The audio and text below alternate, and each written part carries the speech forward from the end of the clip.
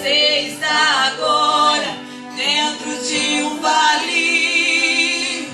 Não importa, pois é neste vale que o Senhor vai te usar. És profeta, Deus já te chamou, é assim que Ele usa.